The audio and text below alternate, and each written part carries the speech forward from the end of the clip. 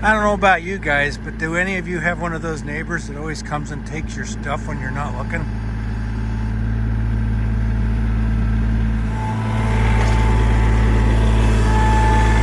I think he's been busted. And there goes the thief. If anybody recognizes him, please let me know in the comments. All right, welcome back. And I guess first off, I wanted to say, for everybody in the last video wondered, are you sealing the floor? Are you gonna put sealer on the floor? Yes, I did. You can see a little bit of a gloss texture on there. But one thing I did, and I've learned the hard way up in my own personal garage, is anytime you put a sealer on a concrete like this here, it gets very slippery in the winter when you've got snow on the bottom of your feet. So I'm hoping that you can see what I did. And I didn't video the putting the sealer down just because I used a pump sprayer. But I'm gonna see if I can't get a good shot of this. If you look at that real closely, I actually went over to Home Depot and got some sandbox sand, some play sand. I used my small little blower and I blew sand out on the floor, a real fine layer. And this has got almost feels exactly like sandpaper. It's a nice texture, so when you walk in that door and you got a little snow on your feet, you're not gonna wind up on your butt and slip. And I guess that was really important for me, for my father-in-law when he walks out here, so he doesn't slip on the floor. But I got that sealed up, put the first coat on without sand, then the second coat, I put the sand on and then sprayed the sealer around. And what that does is it assures me that I've got at least one seal coat on the concrete, and if the sand or whatever gets ground off or ground down, I've still got a coat underneath that. So on the second coat, I sprayed over top of the sand and gave an excellent finish, which will also make it easy to squeegee out, to broom out, and everything else. We've got the rest of the garage. We're starting to put some stuff in here. We were able to get his lawnmower back in here, and my son's got his Jeep. He's put in here for winter storage. But today, we're gonna work on some organization of hand tools and things like that. Now, granted, my father-in-law is 84 years old now. He is completely downsized. So most of you guys probably have a lot more hand tools than what we see here. But for him at 85 years old, we don't want him out there swinging a pickaxe or anything like that. So I guess he's got just the necessities, the bare necessities, and we're gonna go ahead and try and organize up this particular wall space here and come up with the best scenario for hanging these tools. And why we're doing it here is it's the closest to the door, so he can come in, turn the corner, and get whatever things he needs.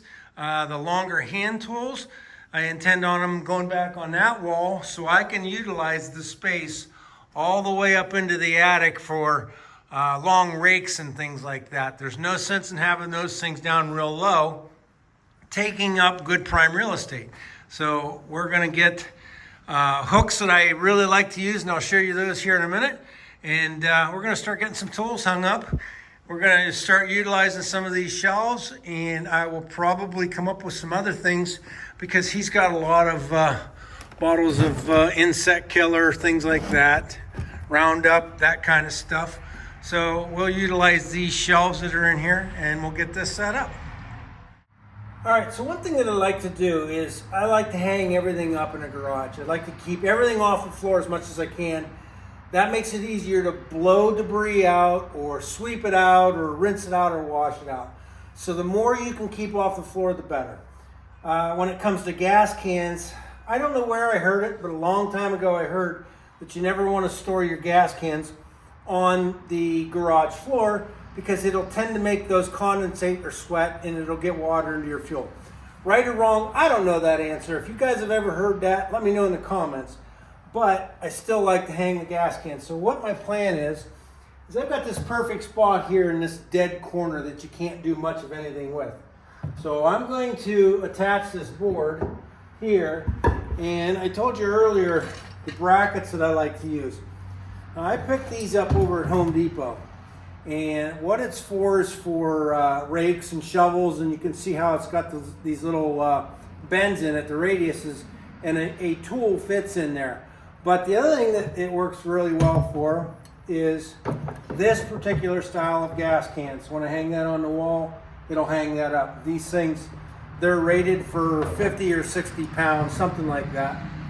But I'm going to attach this board, and I'll put one hook here, and I'll put another one up here. That way the gas cans are at an easy height for him to reach and grab and pull off of there. He doesn't have to bend over and try and lift it up off the floor, hurt his back. He's already standing straight up when he wants to pull these things off. So that's one thing that when I'm setting up this garage for him is to also keep in mind, like I said, he's 84 years old, and I need to keep in mind those things too. Cautious of how he has to bend or how he has to reach to get something. So I'm going to go ahead and attach this board on there. I'm going to go ahead and throw a quick coat of white paint on it so it blends in and it looks good. But like I said, these brackets here, I've got a whole pile of them. We're going to utilize as many of these as we can for hanging a lot of the tools up. So let me go ahead and get this attached to the wall here, and we'll get it taken care of, and I'll show you what it looks like.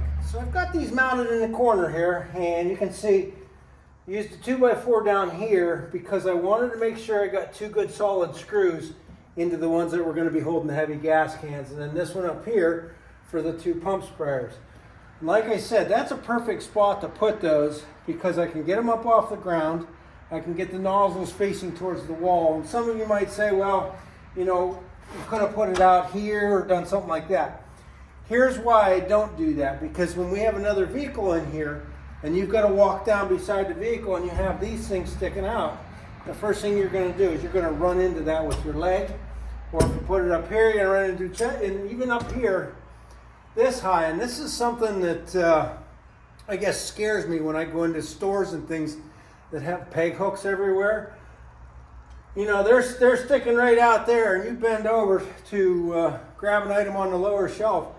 I can't believe there aren't more stories of people bending over and poking their eyes out with peg hooks. So that's why I try and always place these things either higher than I am or lower. But in this particular case, I wanted them in the corner so they don't impede trying to walk around. Because again, this garage is only 24 foot wide, so space is a very big concern when I'm trying to lay something out in here.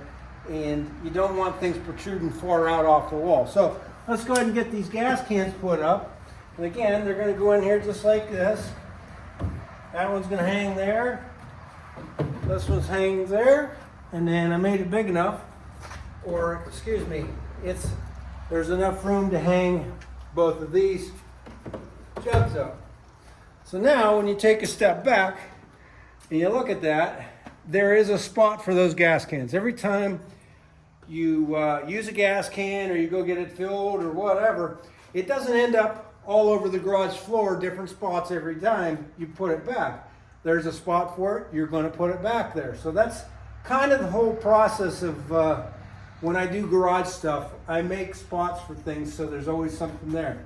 So we'll move from there to some of the hand tools and other things, but now that gives me a good tucked away corner for that stuff. He can open the door, walk right straight down the aisleway here, because when there's a vehicle there, there's going to be the clearance and he can pick this up. If the door's open, he can go out with it, or he can go back out through the main door there. So that's going to make that nice, hanging those up to fill his lawnmower up. All right, so I've started to utilize the shelves in here. You've seen we have those, but as far as the shelves that were here, we're going to put some plant foods. We've got some bug killers, some motor oil stuff, weed killers, things like that. But now we're going to move to these long handle tools. I've also taken his electric weed eater here, and I've mounted it right there. And that's a really good spot because it's really one of those tools that's one in itself. You wouldn't share space with other tools. Put a little hook on the wall here for it, and hangs there. So now it's got a spot. It's up off the floor, so you can blow or sweep or whatever underneath that. And then I think what we might do is put a little shelf up here or something for the string. So when he's got extra string, he's got a place to keep that. So we've got that there. But I wanted to touch on this back wall here, and I intentionally left this blank and the way it is, because this is a perfect place to hang long-handled tools such as leaf rakes and things like that. And what I want to do is I want to hang that or put that hook up here as high as I possibly can, because it's got a long handle. You could actually reach and touch the ceiling with that if you needed to, but I want to put that hook right up here. So that way we're utilizing space that can't be used for anything else. And we'll hang the rakes up here, and then we'll start hanging the other long handle tools up there.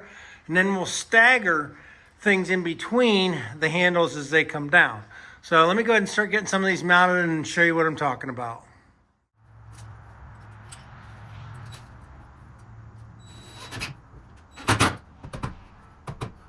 Now it's important that you get these brackets somewhat level, because if you don't, then that long handle will kick to one side or the other and it'll look really goofy. So I only put the top screw in right now just to see how this thing hangs up there. And if it hangs crooked, why then we want to take and adjust it a little bit.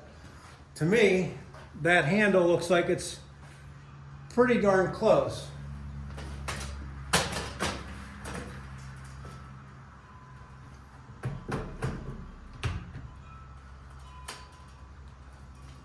What do you think, Autumn? Right about there, or is that? No, that's good. No, the other way. Right there? Yes.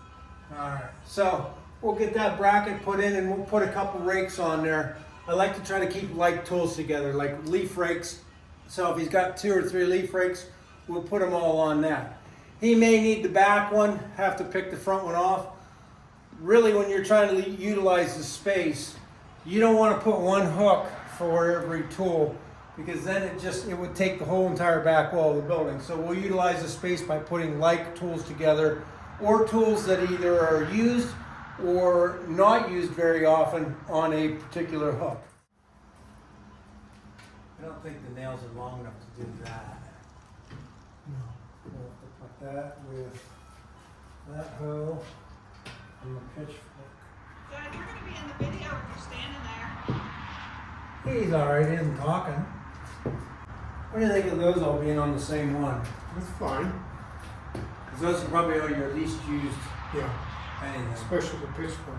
We Yeah. better get a picture of Big Kellogg's cornflakes and Yeah. put her picture on it, and I don't know. Now you use this a little bit, Yes, right? I do. Okay. Let's do something like that. Mm-hmm.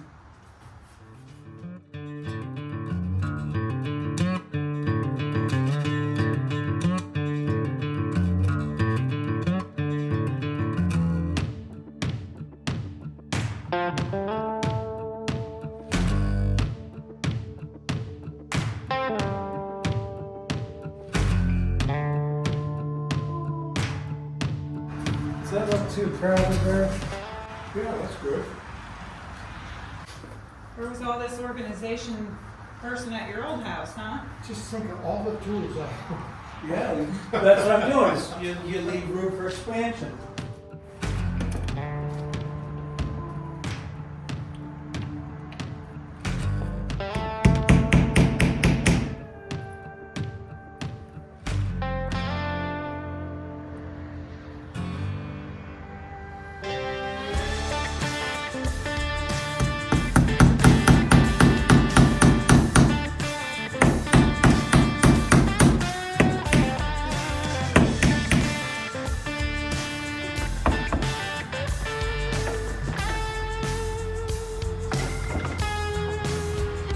Put them that way, then you Yeah. don't Looks good. that trip way. on them. Yeah. You don't see all that cow poop on it. Yep, they contour nicely there.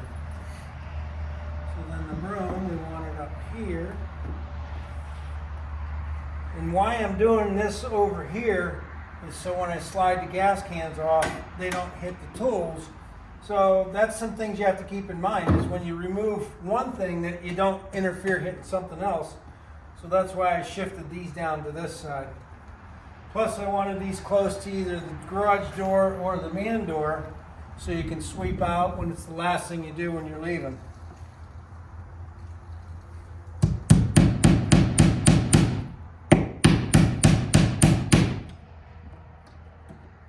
And again, none of this is rocket science. It's just looking at different spacings and things like that. So I kept these down low. So if they do drip, they're going to drip down there instead of running all the way down the wall if I would have hung it up high. So that's some other things you want to think about. The broom's over here. Now if we have something small, I've got a space here, but I don't want to go much beyond that because then it'll interfere when he needs to come in and take these gas cans off. That way he's not running into it with his rear end or his hips or anything like that. So those are some things you try to keep in mind when you're organizing different hand tools within your garage. Then if you come back here, take a look at this with me. All of these tools are spaced. I'm trying to utilize as much area in a small spot as I can because now I've got room to add more tools or hang more things. Let's say he wants to go tobogganing this winter. We can hang a toboggan up on the wall or anything. So there's room for expansion. So because I had a big space, I didn't waste the whole entire big space. That allows me to expand over there. And then if I want to put anything over here, I just got to keep in mind that whatever I put on this side, that it isn't interfering with trying to take the stuff off of that side. So you always want to keep that in mind as well. All right, so I want to just quickly jump down to the house garage here.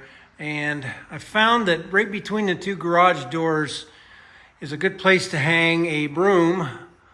So you got a push broom and a couple of little hand brooms here. Hang those up. That way you can keep the garage swept out. There's always a place for it. It's up off the floor. But now we got the entire garage cleaned out that was over here. This is where all the hand tools were laying.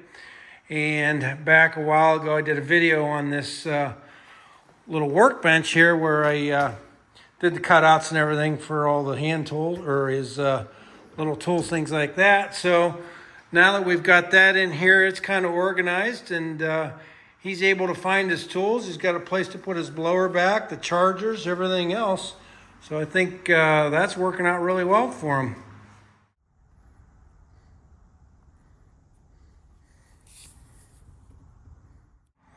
Well, you guys are going to call me crazy, but I'm going to do it.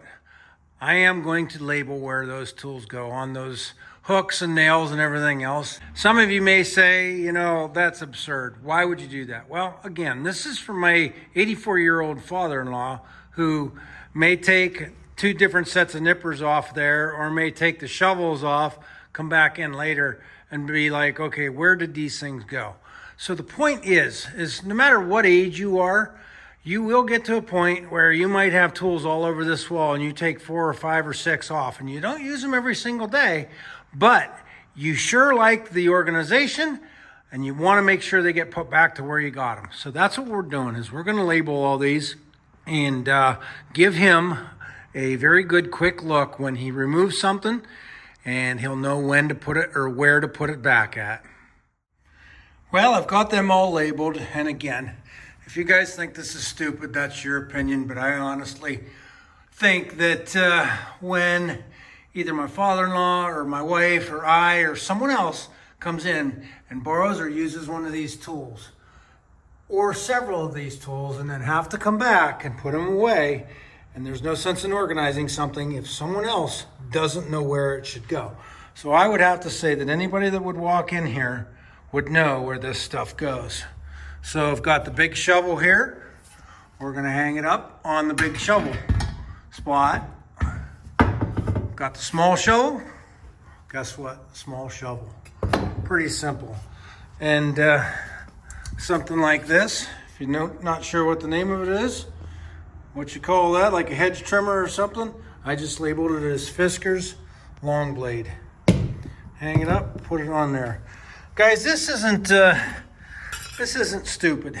If you really want to stay organized and you want somebody else to put your stuff back if they borrow it, or even if you're using all kinds of tools and you come out and there's just a bunch of empty nail spots here and you're going, well, where did I put these or where did they go? And this was, earlier that day you might have come in a hurry and grabbed a bunch of hand tools.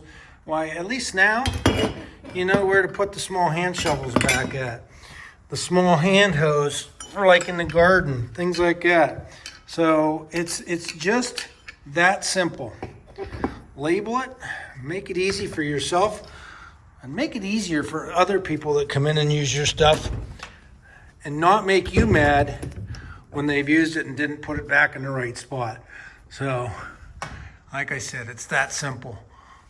All right, so we've got everything put back. You can see they're all labeled. That way somebody doesn't come back in here later and put the leaf rakes over on that side, the pitchfork over on this side, or the big shovel over there and the little shovel over here. It's just, it's really all about what makes life easier when you go through and organize stuff. You know, there's certain things you label, certain things you don't label. I'm not going to label that the wheelbarrow's going right there, but, you know, we talked about having this extra space here for later on down the road, and never even gave a thought because he had his wheelbarrow sitting outside, and now there's an extra spot for it on the wall.